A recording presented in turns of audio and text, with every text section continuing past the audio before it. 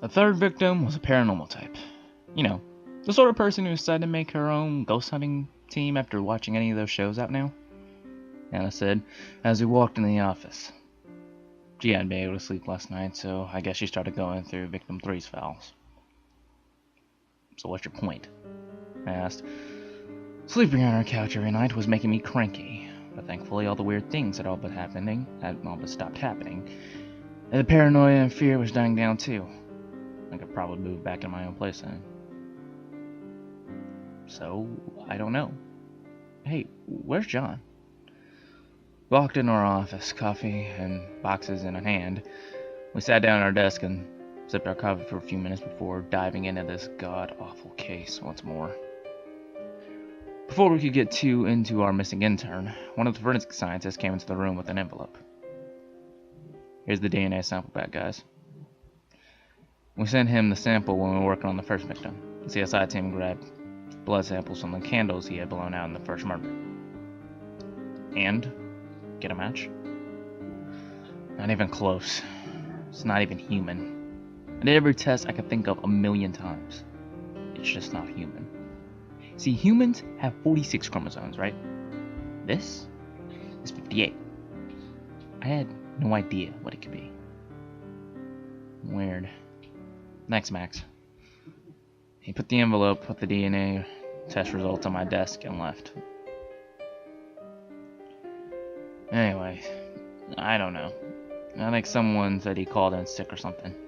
John did look a little bit under the weather yesterday. Anna nodded in agreement. Hopefully he gets back soon. Anna and I went back to the pictures of the third crime scene. It was all the same. Blood, guts, unbelievable gore. I was still not used to it though. It was all more grotesque and inhumane than I thought even possible. I got to a picture of her head. It was a slim white stick-looking item sticking out of her skull. Her hair had dried blood all over it, and her eyes sat there, open and unseeing. Well, one of them did at least. Like that of a porcelain doll watching you as you sleep. From her mouth, blood ran down her cheek from onto the ground. Her head sat in a pool of her own blood. But the bone-appearing item stuck into her head was pristine. A pure, unsettling white. I showed it to Anna. I think that's in the box, she said. Forensics determined it to be a bone. Anna dug through the box and took the bone out. Took the bag from her and looked at it. Forensics is always careful to not disturb the evidence the way it was found. And even with that care, it was disturbingly white. Let's just watch the video and get it over with. It can't be that bad. You've seen two of the most brutal and horrifying murders already, and this victim has most of her body parts still intact, unlike the first two. I guess I just don't want to look at pictures of dead people anymore. I've had enough for 1 year. Before she pushed play on the video player, we just sat there. I guess we were preparing for it ourselves, even if we've already seen it all. It was then when our boss came in, urging us to finish this case. We sucked up to him and got him out the room. Anna pushed play. The video started off in what looks like to be a bedroom. The camera was handheld. The victim sounded excited. She had a chipper light voice and the camera was moving around rapidly. We heard a bunch of clicks and snaps and sounds of clothes rustling. We figured she was getting something together or putting something on. All of a sudden the camera sung up and we could see her hands grabbing different electronic devices. Okay, I'm all set up. I have my camera on my shoulder mount. I have my EVP recorder, my infrared scanner, and many other pieces of equipment for my line of work, she said while looking into a smaller camera. We watched that tape, but this was the only tape in the evidence box. It is 9:14 p.m. here in Seattle, Washington. This is an unofficial SPA investigation. I say unofficial because nobody else in my team is here and I am off the clock. I'm in my house all by myself with my little corgi puppy, Samson.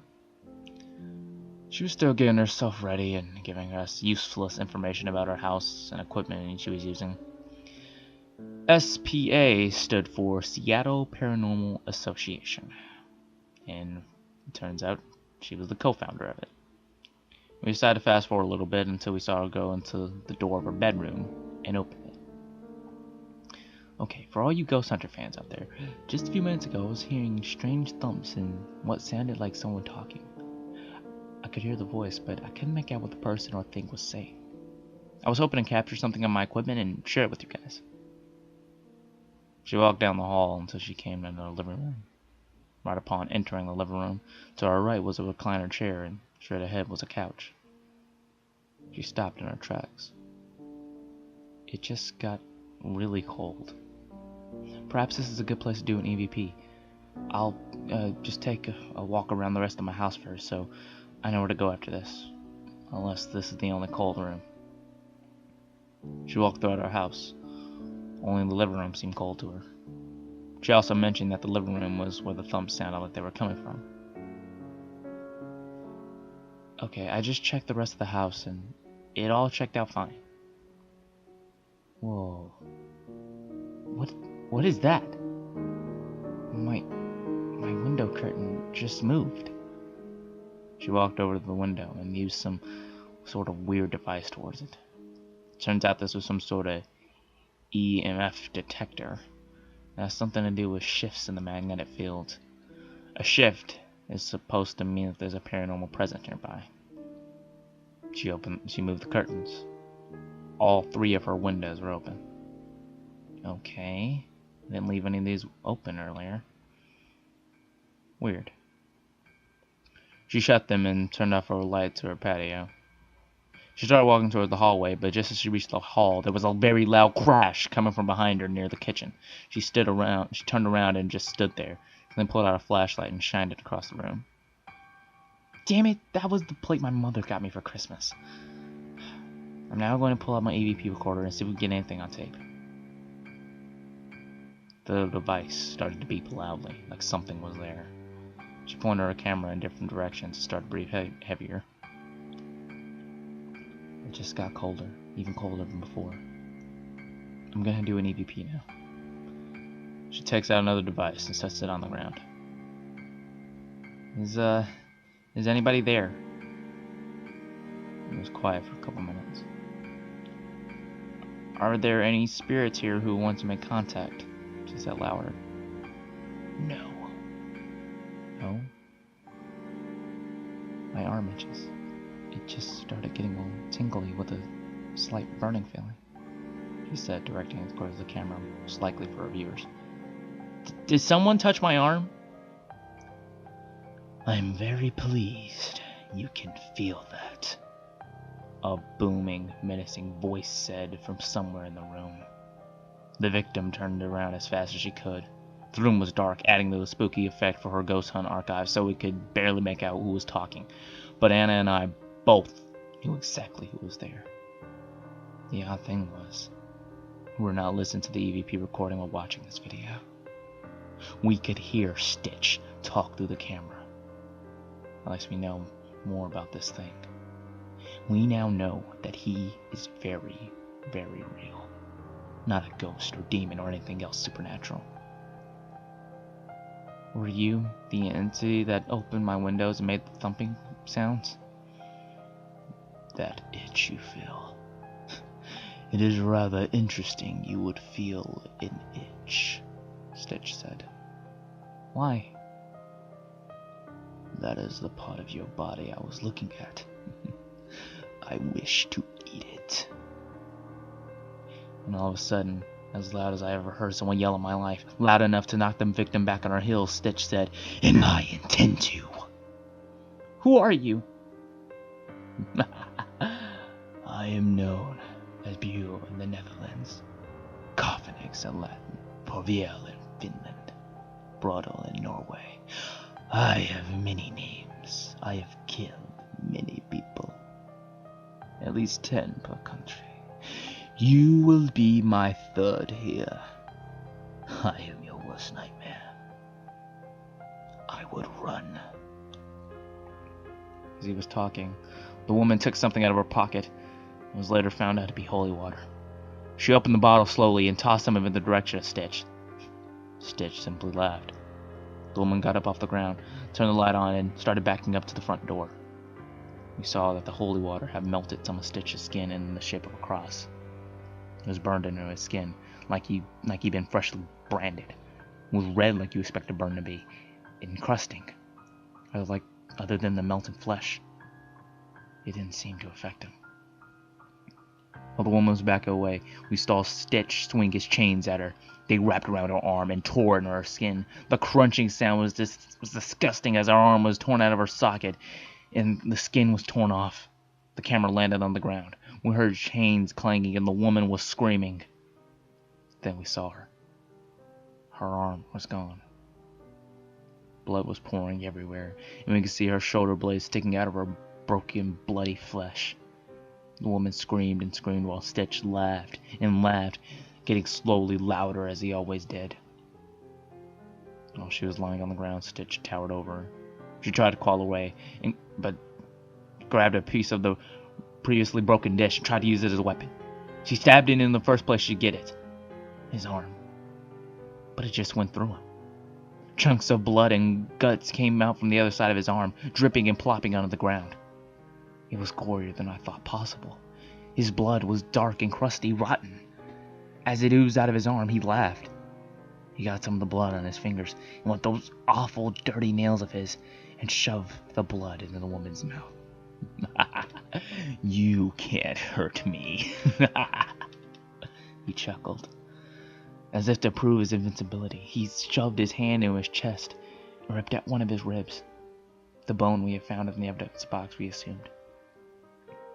The woman screamed in terror. Why are you haunting me? I'm not haunting you. I'm going to kill you. Chew you to bits and use your flesh to complete mine. Are you a ghost or a demon? No. I am real. I am the one who makes people scared. I don't hide under beds or in closets. I watch you. I like to see my victims' faces while I study them. You're scared. I can smell it. I can taste it so clearly. He struck the spot of her arm where her arm used to be and licked the blood off of his fingers. She tried to escape, but Stitch shoved his fingers into her eyes and held her head like a bowling ball. She kept screaming. Stitch laughed louder than she screamed. He took his fingers out of her eye sockets and took out her torn rib and stabbed it into her skull. Her hand fell to the ground. Adding insult to injury, Stitch shoved his hand into her chest now and ripped out her heart and ate it. He then stood up, grabbed her torn off arm. He sticks her fingers into his mouth and bites them off. The sound of bones crunching rang throughout our ears. I could hear Anna shuddering near me, but Stitch wasn't done. He took the fingers out of his mouth and then stuck them in the woman's mouth. He left, leaving the woman on the floor. Her head was rolled to the side, and what was left of her eyes had drooped to the ground. There was blood everywhere, soaking into her carpet, dyeing into her hair, and into her skin. Her fingers were sticking out of her mouth. Her nails were broken from the struggle. I looked over at Anna. She looked like she had been crying. She acted like she could handle all this, but I didn't think she could. I'm going home, she said. She stood up and left the room quickly. I couldn't blame her. If I could leave this case, I would. I guess I will too. I thought she needed some time alone, so I decided to go back to my house. But before I could leave, though, John ran into the office, disheveled. Sorry I'm late. Late? It's 3 o'clock, John. You may as well not even come in. I know, but I found something I thought you should know. Where's Anna? He was talking like he was panicking. She went home. Spit it out, kid. I really didn't want to hear what he was about to say, but the information could help us stop the guy, so I listened. Okay, I've done some research. He's killed more than just 3 people. He's killed like 100 at least, probably more. He's known all over the world, like in old folklore. You know, Hansel and Gretel is supposed to scare children into being good? I think that's what Stitch is supposed to be. He's got names all over the place, but they all translate to executioner. Bew means butcher in Dutch, but same difference. I thought this guy sounded familiar. In college, I took a class in mythology and folklore, and we talked about this guy. He kept moving his hands all over the place and could hardly stand still in the doorway of my office. He graduated top of the class at Harvard. I figured I could trust the things he was saying. I took notes so I could call Anna later and tell her everything. I don't know if this is something we can stop Ryan. Why? Why? He's been at this for who knows how many years. If they have stories about him all over the world, and he's killed all over the world, what makes you think we can stop him? We have to try. It's our job as detectives. We have to stop him from killing any more people. I don't give a damn if he's been at this for how many years. His reign ends now. Okay. How, though? That I don't know. You want to stay over at my place tonight? Maybe we could try to bait him somehow. There's gotta be something we could do. John sat down next to me and we started researching more. I tried calling Anna while he worked, but she didn't answer. She didn't come to work the next day either.